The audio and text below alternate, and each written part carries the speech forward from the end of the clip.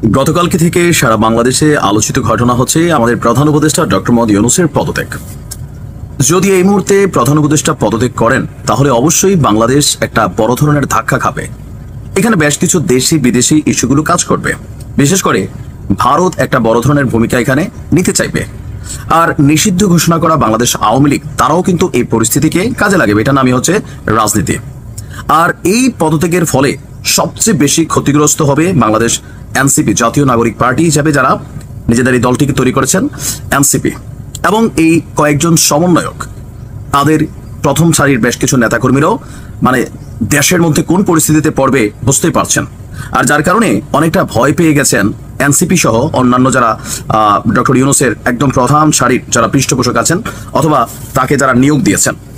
গতকালকে নাহিদের মুখ থেকে আমরা যখন প্রথম শুনতে পেলাম যে ডক্টর ইউনূস পদত্যাগ করবেন, এরপরেই বিষয়টা নিয়ে আপনার ডালপালা মেলে নানান কারণ।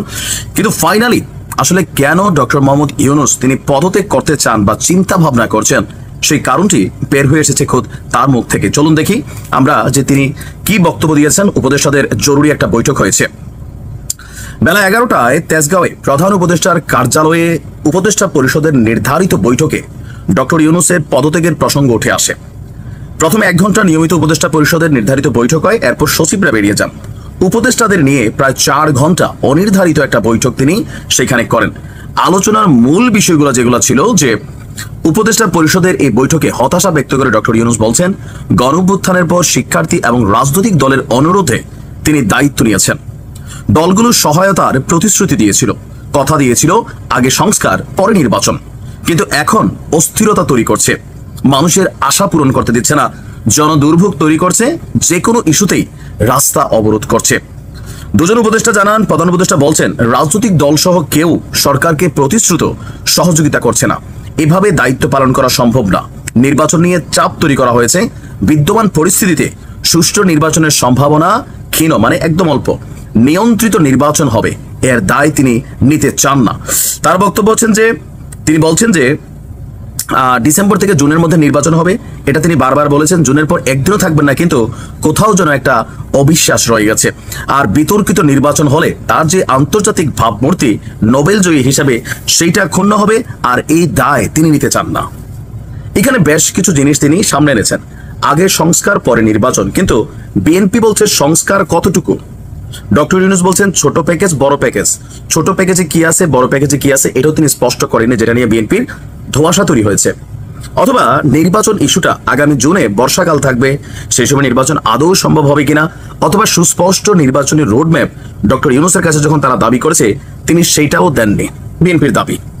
অপরদিকে মেয়র ইশরাকের এই পদ নিয়ে রাজনৈতিকভাবে বিষয়টা যখন আদালত বনাম ইশরাক হওয়ার কথা, সেখানে সরকারের উপদেষ্টা আসিফ, তাদের রাজনৈতিক দল এনসিপি এটাকে নিয়ে যেভাবে ধরেন পানি ঘোলা করছে, তো সেই জায়গাতেও এই সরকারের অধীনে জাতীয় নির্বাচন কতটা সুষ্ঠু হবে এই প্রশ্ন কিন্তু তুলে ফেলেছে বিএনপি। যে একটা মেয়র পদ যেটা আদালত থেকে স্বীকৃত, সেইটার স্বীকৃতি দিতেই যদি এত কিছু হয় তাহলে পরবর্তী সময় কি ঘটবে। অপরদিকে আন্দোলনের মাধ্যমে গড়ে ওঠা এই সরকারের সময় সবাই ভাবছে যে রাজপথ অবরোধ না করলে কোনো ফল পাওয়া যায় না। আবার একটা নির্দেশনা থাকার পরেও তারপরেও এনসিপি সরকারের প্রধান পৃষ্ঠপোষককারী দল, তারা নিজেরাই যখন আইন ভেঙে যমুনার সামনে উপস্থিত হয় তখন স্বাভাবিকভাবে অন্যান্য রাজনৈতিক দলগুলো তারাও মনে করে ইভেন এই সরকারের মধ্যে তো দ্বিচারিতা আছে আন্দোলনগুলোকে কেন্দ্র করে, কখনো ঠান্ডা কখনো ডান্ডা, পৃষ্ঠপোষকতা বিভিন্ন জায়গা থেকে করা হয়। তো এরকম নানান জিনিস ডক্টর মোহাম্মদ ইউনূস তিনি ক্ষমতায় বসার পর থেকে ছোটখাটো অনেক কিছুকে তিনি হয়তো বুঝতে পারেননি, অথবা এনসিপির প্রতি ওনার ভালোবাসাটা অন্য জায়গায় ছিল। ইভেন তিনি যখন নিজের মুখ থেকে বারবার বলেন যে এনসিপি তৈরির পিছনে বা এনসিপিদেরকে তিনি উদ্বুদ্ধ করেছেন রাজনৈতিক দল করতে, তারা বলছে তারা পাশ করবে না, তিনি বলছেন তোমরা নামো। তো সেখান থেকে যে কোনো রাজনৈতিক দল যারা ক্ষমতার দিকে ধাবিত হবে তারা এই সরকারের প্রতি অনাস্থা প্রকাশ করবে, এটা যে কোনো কেউই হবে।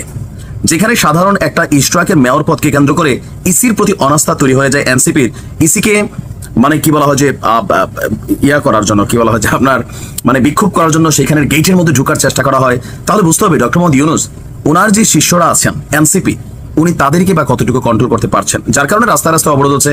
সাধারণ মানুষ যথেষ্ট বিরক্ত, যথেষ্ট। আপনার মব ভায়োলেন্স, যেখানে মব ভায়োলেন্স হচ্ছে সেখানে সরকার কি ভূমিকা রাখছে। লাস্ট কয়েকটা ঘটনা আমরা দেখছি যে আইনশৃঙ্খলা বাহিনী নেড়ে চেড়ে বসছে, অনেক ঘটনা যেগুলো এই সরকারের প্রতি অনাস্থা তৈরি করে ফেলেছে, এবং এনসিপির প্রতি তো করছেই।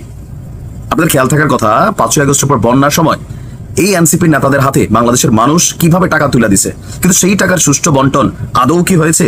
আমি তো কুমিল্লার ছেলে, আমার এলাকায় এনসিপির কি মাল গেছে ভাই? রাস্তাটাই ঠিক হয় নাই, হাঁটু সমান গর্ত। কি করছেন?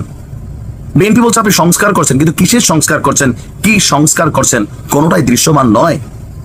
আবার এই সংস্কার নিয়েও আছে নানান বিতর্ক।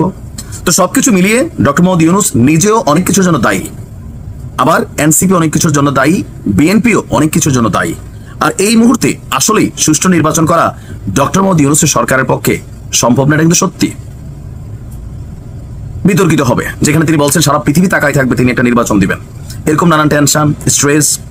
তারপর ওনার প্রতি যে বাংলাদেশের মানুষের একটা গণ ভালোবাসা ছিল, সেটা আস্তে আস্তে কোন লেভেলে চলে আসছে। খালি ওনাকে নিয়ে মানুষ হয়তো বাজে শব্দ ব্যবহার করে না, কিন্তু কাছাকাছি লেভেলে করে যে আপনি নন্দিত হইয়েন না, নিন্দিত হইয়েন না, পরবর্তী সময় কিন্তু পালাবার রাস্তা পাবেন না।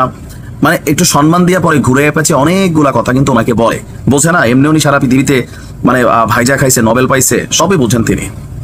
এনসিপি অবাধ্য, ওনার বাকিরাও অবাধ্য। আর এখানে বাধ্য কেন হবে? যার যার ধান্দায় সে ব্যস্ত। এনসিপির ধান্দায় ব্যস্ত, দেশ গঠনে কারো সময় নাই। বিএনপির ধান্দায় ব্যস্ত। ডক্টর ইউনূসও নিজের গ্রামীণ ব্যাংক, নিজের এনবিআর এর মামলা, তারপর হচ্ছেন যে সেই 616 কোটি টাকা, ইউনিভার্সিটির একটা লাইসেন্স, অনেক কিছু তিনিও তো আলহামদুলিল্লাহ মোটামুটি অনেক নিজের গুলোও তিনি পাইছেন। এটাই তো বাস্তব ভাই, এগুলা শুনতে যেমনই লাগুক। দেশের মানুষ কি পাইছে? এরপরে যে গত কয়েক মাসে বেকারত্ব, এই যে স্ট্রেস, এটা তিনি পাচ্ছেন, সামনে আসার আলো দেখতে পাচ্ছেন না। সেই জায়গা থেকে তিনি ভাবছেন যে বাবা মান সম্মানটা থাকতে আমি সরে যাই।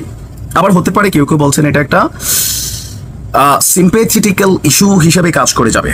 সিম্পেথি নেওয়ার জন্য তিনি এমন ধরনের কথা বলছেন যেন সবাই বৈশাখ একটা জাতীয় ঐক্যমত্য কমিটি তৈরি হয়ে যায়, আবার বিএনপি আসে, নানান কিছু এখানে আলোচনা আছে। মানে আমরা মনে করি ডক্টর মোহাম্মদ ইউনূস তিনি হাল ছাড়লে হবেন না, তিনি একজন নোবেল বিজয়ী, তিনি জানেন কিভাবে এরকম পরিস্থিতি কভার করতে হয়। রাজনীতিতে শেষ কথা কিছু নাই, তবে এই মুহূর্তে ওনার বিকল্প কিছু নাই। একটা নির্বাচন সুন্দর পদ্ধতিতে উনি দিয়ে হস্তান্তর করে যাবেন, মাঝপথে সরে গেলে এটা তো হলো না, এটারও তিনি দায় এড়াতে পারবেন না। ভালো থাকুন।